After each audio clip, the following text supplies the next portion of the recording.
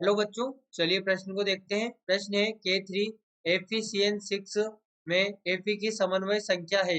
विकल्प ए 2, विकल्प बी 3, विकल्प सी 4 और विकल्प डी 6। देखिए बच्चों, यहाँ पर बात करें प्रश्न की मुख्य अवधारणा की।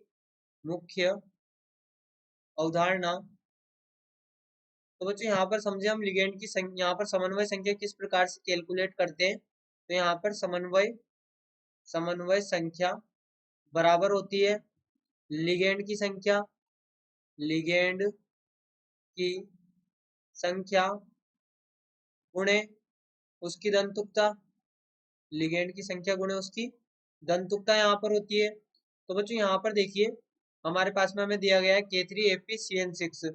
तो यहाँ पर Fe की समन्वय संख्या हम किस प्रकार से कैलकुलेट करेंगे। देखिए यहाँ पर K3 FeCN और यहाँ पर ये 6।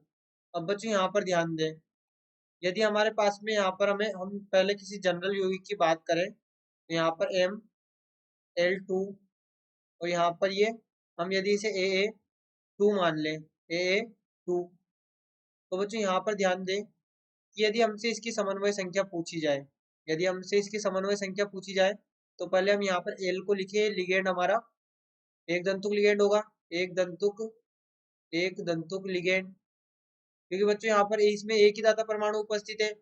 यहाँ पर इलेक्ट्रॉन देने के लिए एक ही दाता परमाणु है। वही बात करें ए और बच्चों यहाँ पर दो दाता परमाणु उपस्थित है लिगेंड में।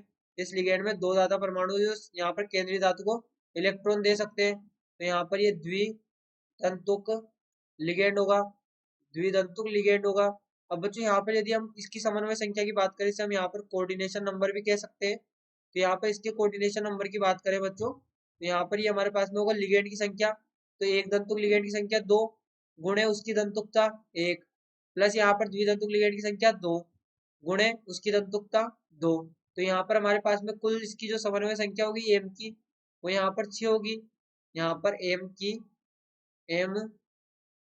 का कोऑर्डिनेशन नंबर, यहाँ पर ये एम का कोऑर्डिनेशन नंबर हमारे पास में 2 गुणे 1, एक यहाँ पर हमने लिखा है एल के लिए, क्योंकि एल यहाँ पर एक दंतुक लिगेंड है। वही 2 हमने लिखा है द्विदंतुक लिगेंड के लिए। तो यहाँ पर ये हमारे पास में कुल 6 इसकी समन्वय संख्या होगी।